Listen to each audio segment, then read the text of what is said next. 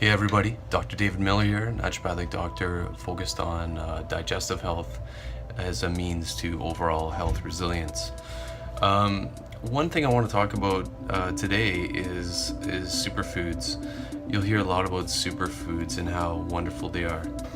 And I'm kind of here to shed some light on the reality with superfoods, such as buying, acai juice or noni juice or whatever $30 bottle of juice you can find at the health food store.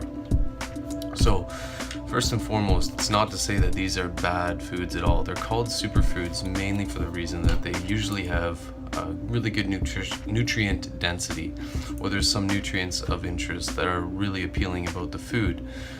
But what really is important, I find, with clinical nutrition or dietetics is that this concept is often less sexy than superfoods, and the concept is what you don't eat is often much more important than what you do eat. Now let that sit in for a bit. It's really, really important. In fact, it's possibly the most important principle that I like to follow. So I'm not here to hate on, cacao, goji berries, maca root, hemp seed, bee products, spirulina, chlorella, and all that stuff.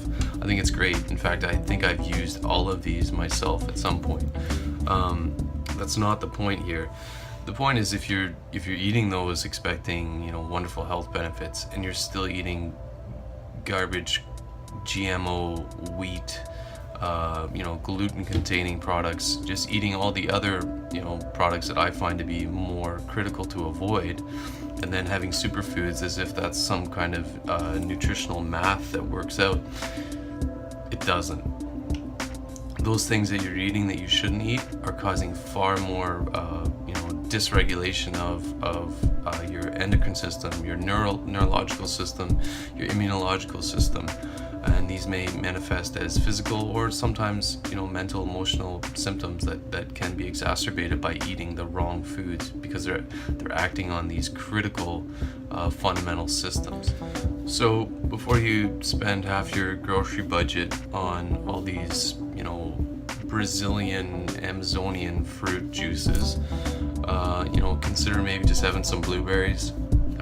Take into consideration a lot of other factors, such as where does this food come from, and pair that with the fact that eating more superfoods is not going to make up for dietary problems that we experience from eating the wrong foods.